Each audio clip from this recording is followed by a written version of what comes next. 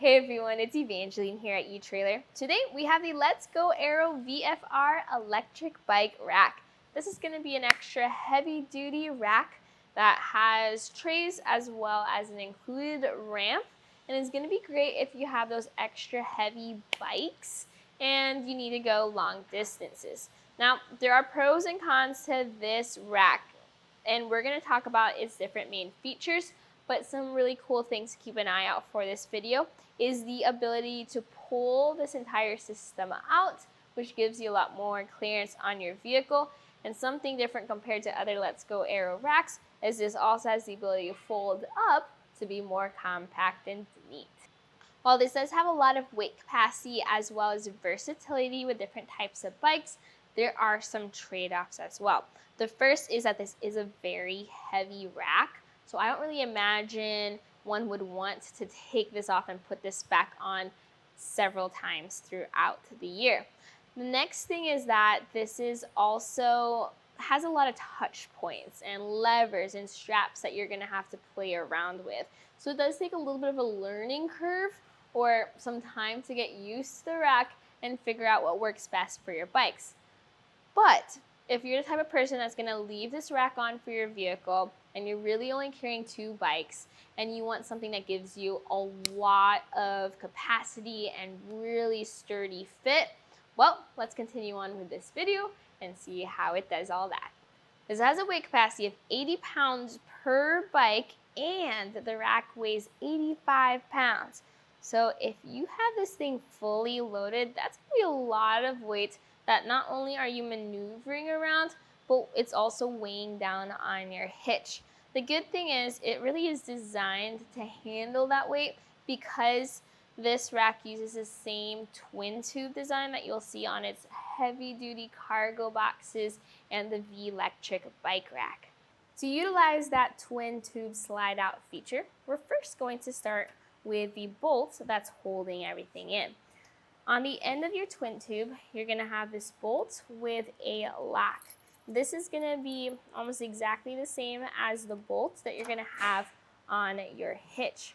Fortunately, both locks are going to be key-to-like, so you really only need to use one key to access the whole system.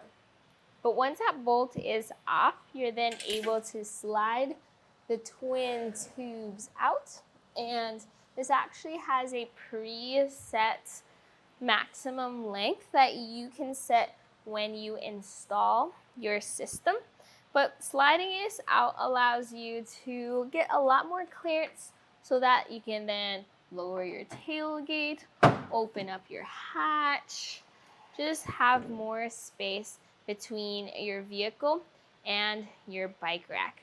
So if you like to tailgate or have easy access to your cargo, then this twin tube setup is going to be very helpful for you. Compared to other racks that tilt away, this is a lot easier to do, especially with a lot more weight on the rack. And this can be used with pretty much any type of bike. Even if you don't have a heavy electric bike, just a normal carbon fiber frame bike like what we have here, it's fine. That's because of how everything is strapped down.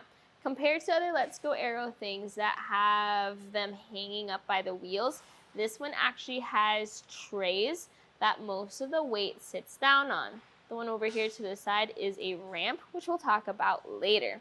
And this is still a wheel mount rack where you have our peg that sits across and your rims sit on top of that peg, but then you also have a strap holding everything down. There are 4 points of contact.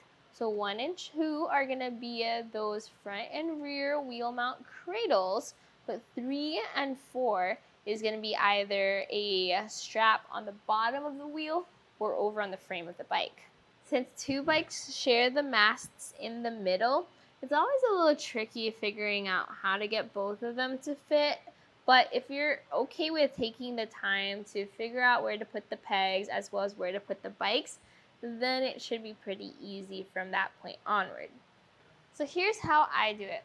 First, I remove the pegs from the mast because that way I can just bring the bike up onto the tray.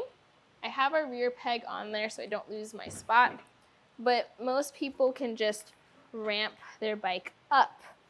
Once this is in place, I can then adjust our bracket here, and this can go up and down to wherever it needs to go. Once you've picked the spot, you then tighten it down with the knob in the back.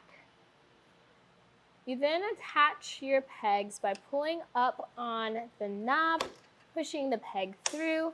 Once it lines up, it automatically secures. And then we're gonna have this clip that secures the peg in the back. Please make sure to always use clips for security.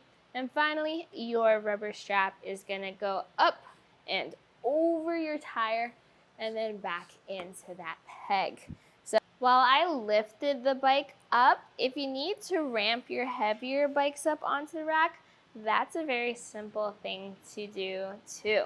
This is gonna have a little tab that is secured to the top of the ramp, and this is going to be what goes into whichever side of the rack you need it to be. Each tray is gonna have a slot that the ramp fits into, and then you can just drop the ramp down, and that's what you can roll your bike down. Technically, the ramp does store on the rack when not in use, which is helpful if you're forgetful like me and don't remember if you brought the ramp or not when you already started driving. But in order to properly store this, you do have to be very intentional about the timing of everything. So here's what I learned while using the rack. If you are strapping down the wheels of your bike, please do that first before you try to strap down the ramp. That's because the ramp nests into that other tray. So if you have straps, it will go around the straps. Now, in our case here, we're gonna keep to the frame mount straps for the bike. So we're gonna go over here to the middle of the ramp. You'll have these inline slots on the tray. So we're gonna grab our cam buckle. We're gonna fit that strap through the inline slot on the tray, bring it around the ramp and up through the end, and then we're gonna fit that into the buckle, and then we're gonna tighten things down. Now, this is what I found to be the most secure way to get this secure. Not the easiest thing to do, but once you get the hang of it, it's a really tight fit. So before your trip, always double check that your 2 silent hitch pin bolts are tightened down. Also check that your straps are secured and that your bike is secured by at least 4 points. And then also check that your ramp is secure to your rack. If that checklist is all done and good, well, let's go take this bike rack for a ride so we can see how it performs outside on our test course. The drive was pretty uneventful in the best way. We went out onto our country road here and we go over some potholes and just some breaks in the road. There is a slight bit of movement, but that's mainly of the rack and not so much the bikes on the rack. A little bit of side-to-side action there, but that's pretty normal. Do remember that when you do have a rack behind your vehicle, as you do need to make those turns and back up into obstacles, it is going to add some length to the back of your vehicle, so just be mindful of that. Driving down the highway, you may see these straps flap around. So if you get a little annoyed by the rubber straps, you can just cut it off. Just know that you won't be able to put it back together if you have a different bike. On our gravel road, we did have a little bit more movement. So here the truck goes down into a ditch, and you see a significant side-to-side action. Not at all on the cradles, but it's actually on the twin tubes where there's going to be the most movement of the rack. But again, this is pretty normal for a bike rack.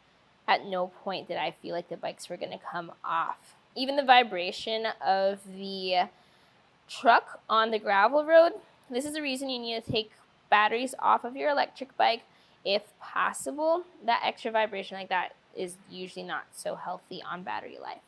Bringing the truck back in, we're back in the studio, took the bikes off so we can take a look at the bike rack without them on. So you can see our trays and how they're really all match each other. You see our masts without the bikes. If you are going to be driving around without the bikes on, these masts do move until you secure them with the pins. Looking down here towards the center of the rack, you can see these little knobs. What we're going to do is we're going to pull the knob, bring the mast down, and then this should catch into place right there. If it doesn't, just give it a little turn, and do not drive off until it is fully seated. This position will give you clearance with your tailgate or with your hatch without having to pull the twin tubes out. But another reason you might want to fold the masts down is if you want to fold the bike rack up. If you have the older Let's Go Aero bike rack, this bracket here is going to be new to you. This is a newer design that you'll see on the VFR, and this is the tilting twin tube. So you'll have these little knobs. They might look like this, or they might look like this spring pin. They're all going to work the exact same way, whichever one you do get. You pull the knob and then you turn it so that it stays in the open position. And then that way, when you lift the bike rack up, it can go through, and then you just push that knob back into the closed position. And once it lines up with the hole on the rack, it will automatically push back in. A lot of people weren't as big of a fan of the older Let's Go Aero design because when they're parked, or if they have this in their garage or at the campsite, it felt like it was really big behind the vehicle. So now being able to fold your twin tubes up is very helpful if you want a more compact look. Let's take some measurements to see if this will fit on your vehicle, your trailer, your motorhome. Now note that these measurements have a little extra to them because we're going to go for the closest point on the shank. There's another hole further down the shank if you need a little extra space.